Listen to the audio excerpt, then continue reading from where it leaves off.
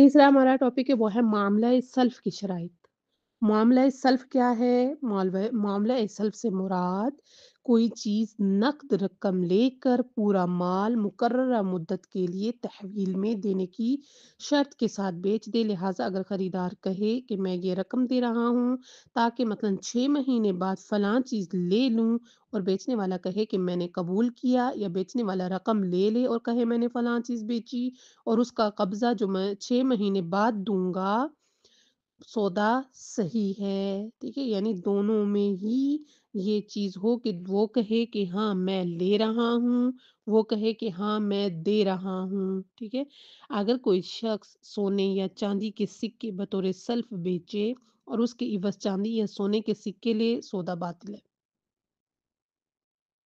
के बतौर सल्फ़ उसने बेचा है और उसके इवज़ में ही उसने सोने और चाँदी लिया है, तो मामला बातिल है।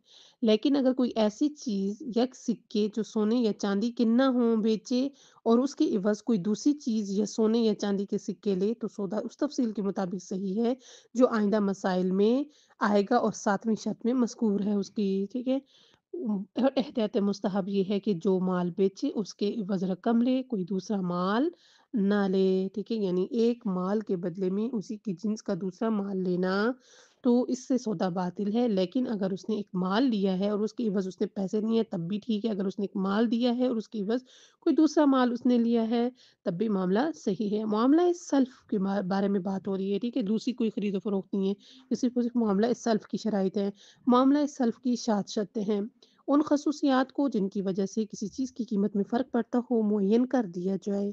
ठीक है? यानी अगर उसको पता है कि अगर ये चीज़ जो है अगर उसके अंदर ये चीज़ ये ख़ुसूसियत ज़्यादा होगी तो इसका माल ज़्यादा कीमत में बिकेगा, और अगर उसमें ये चीज़ थोड़े से भी कम हुई तो उसके माल में कम भी कीमत पर बिक सकता है। तो ये जो उसकी ख़ुसूसियत है, इस फ़र्क कि जिसकी वज़ह से कीमत में फ़र्क पड़ता हो, मुअय्यन कर दिया जाए। मसलन ज़्यादा तफ़सीलात में जाने की ज़रूरत नहीं, बल्कि इसी कदर काफ़ी है कि लोग कहें कि इसकी ख़ुसूसियात मालूम हो गई हैं। यानी उर्फ़ में देखा जाए और उर्फ़ में कहा जाए कि हाँ भी इसकी ख़ुसूसियात जो है वो मालूम हो गई हैं, तो काफ़ी हैं। इससे पहले कि खरीदार और बेचने वाला एक-दूसरे से जुदा हो जाएँ, खरीदार पूरी कीमत बेचने वाले को दे दे, या अगर बेचने वाला खरीदार को उतनी ही रकम का मक़रूज़ हो और खरीदार को उससे जो कुछ लेना हो उसे माल की कीमत में हिसाब कर ले और बेचने वाला इस बात को कबूल कर ले, और अगर खरीदार उस माल की कीमत की कुछ मिक़दार बेचने के लिए बेचने वाले को दे, अगरचे इस मिक़दार की निस्बत से सौदा सही है, लेकिन बेचने वाला सौदा फ़स्ख़ कर सकता है, ठीक है? यानी अब है कि उसने कोई ऐसी चीज़ दी है, मामला सल्फ़ उनके दरमियान हो रहा था, लेकिन जो बेचने वाला है, उसने जो लेने वाला है उसका माल देना था। यानी उसने उसका उधार लिया हुआ था, तो अब वो उससे माल लेकर अपना उधार उससे इस तरह से चुक भी कर के मैं उससे माल भी ले लूँगा, तो मुझे पैसे भी नहीं देने पड़ेंगे कि जो उसने मुझसे पहले पैसे लिए हुए थे या पहले उधार लिया हुआ था, वो उसी में शुमार हो जाएगा, तब भी उसका मामला जो है, वो सही है। तीसरी शर्त है कि मुद्दत को ठीक-ठीक मुअय्यन करें, मुअय्यन मुद्दत के लिए मुद्दत का मुअय्यन करना लाज़िम है। अगर बेचने वाला यूँ कहे कि फसल का कब्ज़ा कटाई पर दूँगा, चूँकि उससे मुद्दत का ठीक-ठीक तयन नहीं होता इसलिए सौदा बातिल है। मतलब ये कहे कि 6 महीने बाद मेरी गंदुम जो है वो हो जाएगी और उसकी कटाई के बाद ये ज़मीन मैं आपके हवाले कर दूँगा, ठीक है? ज़मीन का कब्ज़ा फिर आपका होगा। तो अब चूँकि मुअय्यन मुद्दत है 6 माह की, तो तब मामला ठीक है। लेकिन अगर कहे कि मेरी फसल अब पता नहीं फसल की कटाई कब होती है, इसने अब बोया है, अगले साल बोएगा, कब उसकी फसल कटेगी, तो चूँकि मुअय्यन मुद्दत नहीं है, तो फिर वो मामला फ़स्ख़ होगा, बातिल हो जाएगा। जिन्स का कब्ज़ा देने के लिए ऐसा वक़्त मुअय्यन किया जाए कि जिसमें बेचने वाला जिन्स का कब्ज़ा दे सके, ख़्वाह वो जिन्स कामयाब हो या ज़्यादा कम कामयाब हो या ज़्यादा, ठीक है?